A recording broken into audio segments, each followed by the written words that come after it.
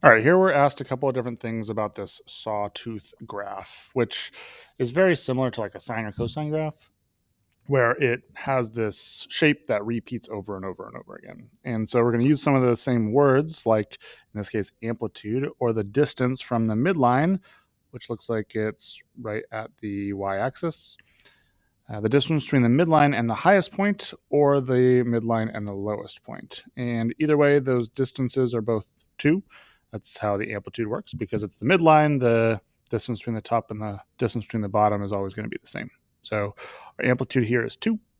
Our period, or where does this function start to repeat? So I see here that if I were to start at the x value of 0, it goes and it makes this V shape. And if I were to repeat that V shape, then that's what would give me this function. And so the period is all about what is the distance until it starts to repeat.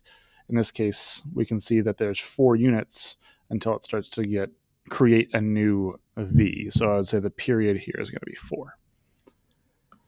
Domain and range. For the domain, it's just all real numbers, because we can have, again, it goes on forever to the left and forever to the right, whereas the range looks like the lowest value here is at -2, and the highest value here is at +2.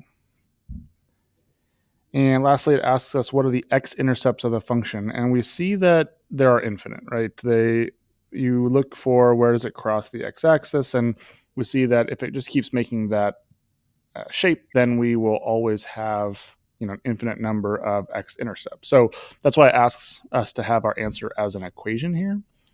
In this case here, again, if I were to list some of these points, right, I would say that okay, we have a -5, -3, -1, 1, 3, 5. And so what I see here is that these values, the intercepts, are going up by 2 each time. So what that means is that I have, if I'm calling, again, let's say that this one that I have an arrow next to is my first point, right? We'll call this my first point here. After that, it's going up by 2. So I'm going to kind of have a slope, I would say, of 2. I'm going to call this, I guess we'll call it I, just for a variable.